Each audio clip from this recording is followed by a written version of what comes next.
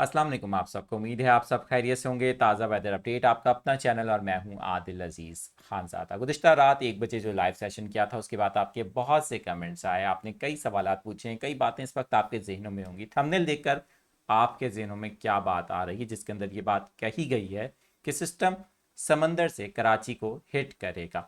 शदीद हवाएं और नई अपडेट क्या है, सब कुछ मैं आपको बताने वाला हूं। गुज़िश्ता रात के बाद से अब तक पैरामीटर्स में क्या चेंजेस आई हैं, जो प्रोजेक्शन है वो क्या बता रही है, और ग्राउंड की सिचुएशन यानी कि जो पैरामीटर्स हैं वो अब क्या बताते हैं, मनफी या मुस्बत। होने क्या जा रहा है, आज संडे का दिन था जो कि अब ऑलमोस्ट ख़त्म होने वाला है, 25 तारीख। लेकिन जो आने वाला हफ्ता है कराची के लिए कितना ज़्यादा लकी साबित हो सकता है। ना सिर्फ कराची, सिंध के दूसरे इलाके, साथ ही साथ बलूचिस्तान और मुल्क के दीगर इलाके, सब कुछ आपके साथ मैं शेयर करने वाला हूं। उससे पहले चैनल को सब्सक्राइब करके बेल आइकन प्रेस करना आपका काम है ताकि आइंदा भी इस तरह की मालूमाती वीडियोस और अपडेट्स मिलती रहें। सबसे पहले ये वीडियो देख लें आप, जो अब से ज़रा देर पहले विंडी से कर्टिसी विंडी है ये, और हमने कैप्चर की है आपके लिए नई जो विंडी प्रोजेक्शन दिखा रहा है। इसको समझाना जाहिर है कि थोड़ा सा मैंने रात भी टेक्निकल चीज़ें कुछ समझाई थी, लेकिन यहाँ पर ज़रा स्टॉप करते हैं वीडियो को और ये देखिए ज़रा। ये आज रात के बाद या कल 26 तारीख को ईरान और पाकिस्तान का जो बॉर्डर है, ख़ासतौर पर तुर्बत और गवादर के करीब कुछ स्ट्रॉन्ग शिद्दत के बादल बनेंगे। लेकिन मनफी पैरामीटर्स के बायस हम देख रहे हैं ये बादल फ़ौरन से डिज़ोल्व होते हैं और फिर अचानक से कमज़ोर पड़ जाते हैं।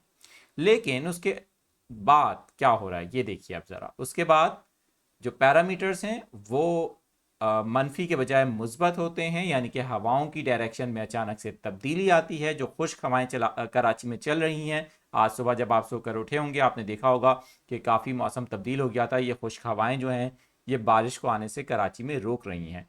लेकिन जुमेरात से अचानक से हवाएं जो हैं चेंज होंगी, पैरामीटर्स मनफी से मुस्बत की तरफ जाएंगे और फिर एक बार ईरान और पाकिस्तान के सरहदी इलाकों में जो शदीद किस्म के बादल हैं वो बनेंगे। दैन ये बादल फिर पाकिस्तान के सूबा सिंध के साहली इलाकों में भी दाखिल हो रहे हैं, साथ ही साथ ये सिंध के दीगर इलाकों को भी लपेट में ले रहे हैं, जबकि ऊपर इस्लामाबाद, पिंडी और दीगर जो पाकिस्तान के इलाके हैं वहाँ पर भी बारिशों का बायस बनेगा ये सिस्टम। लेकिन लेकिन यहाँ पर अभी रुकिए, ये विंडी की प्रोजेक्शन है। मैं आपको वेदर डॉट एस की एक प्रोजेक्शन दिखाता हूँ, आप ज़रा ये भी देख लीजिए। वेदर डॉट अस क्या कह रहा है? वेदर डॉट अस कहता है कि जुमेरात की रात से लेकर हफ्ते को पाकिस्तान के जनूबी इलाकों में ताकतवर थंडरस्टॉर्म बनेंगे। इसके मुताबिक सिस्टम कराची को अरेबियन सी में जाने के बाद हिट कर सकता है। बज़ाहिर जो इन पैरामीटर्स और इन प्रोजेक्शंस या मॉडल्स को अगर देखा जाए तो एक चीज़ तो बहुत क्लियर होकर अब सामने आ रही है कि सिस्टम जो है अब अरेबियन सी में भी जाएगा, और अरेबियन सी के बाद फिर क्योंकि जाहिर है कि मनफी पैरामीटर्स नहीं होंगे, मुस्बत पैरामीटर्स होंगे जुमेरात से, तो फिर सिस्टम कराची की तरफ मगरिब से आएगा। यानी कि हम कह सकते हैं कि लियारी, किमाड़ी, सदर और ओल्ड सिटी एरिया जितने भी ये इलाके हैं, क्लिफ्टन, कुरंगी और ये जितने भी एरियाज आते हैं, सदर के बहुत से इलाके, यहाँ पर तो काफ़ी अच्छी वाली बारिश के इम्कानात लग रहे हैं जुमेरात की रात और जुम्मे के दिन। अच्छा, जुम्मे के दिन हो सकता है कि सुबह के वक्त बारिश के चांसेस हों, हो सकता है कि जुम्मे को, अब जुम्मे को ज़ाहिर है कि 1 मार्च है। मैंने आपको बताया था कि पहला सिस्टम तो मैंने आपको बता दिया कि डिज़ोल्व हो रहा है, पैरामीटर्स मनफी हैं, उसकी वजह से उसकी अप्रोच नहीं है। ना सिर्फ कराची बल्कि वो इवन बलूचिस्तान में भी कुछ इलाकों में बरसने के बाद बहुत तेज़ी से ख़त्म होता दिखाई दे रहा है, या उसकी शिद्दत जो है वहाँ पर इतनी ज़ायद नहीं नज़र आ रही। लेकिन दूसरा सिस्टम पाकिस्तान के बहुत से इलाकों इंक्लूडेड कराची और कराची के अलावा सिंध के कई इलाकों में बारिशों का बायस बनेगा। जुमेरात से लेकर हफ्ते तक, यानी कि 29 जो फरवरी है उससे लेकर 2 मार्च तक बारिशें पाकिस्तान के बहुत से इलाकों में होंगी।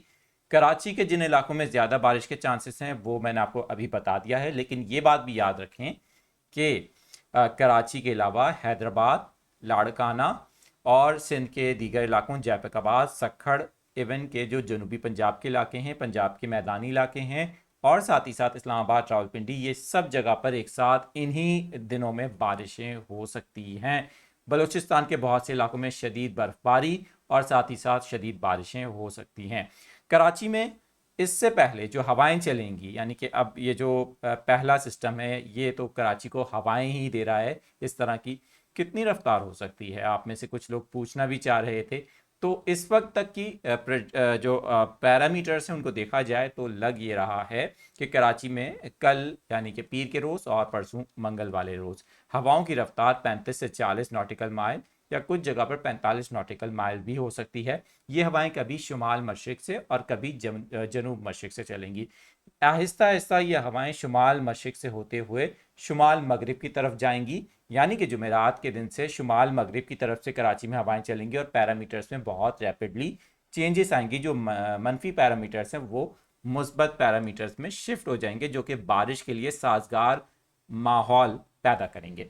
तो कराची वाले मायूस ना हों, एक सिस्टम अगर कराची को मुतासिर नहीं कर पा रहा, टेक्निकल कॉज है, जाहिर सी बात है, तो दूसरा सिस्टम बहुत अच्छी बारिशों के अब तक के चांसेस हमारे पास दिखा रहा है। अच्छा, एक चीज़ और बता दूंगा आपको, बड़ी इंपॉर्टेंट है।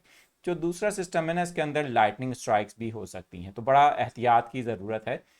एक तो ये सिस्टम अब तक के जो पैरामीटर्स को देख लें, अब तक के जो मॉडल्स हैं उनको देख लें, तो उनसे यही लग रहा है कि ये अरेबियन सी की तरफ से कराची में दाखिल होगा।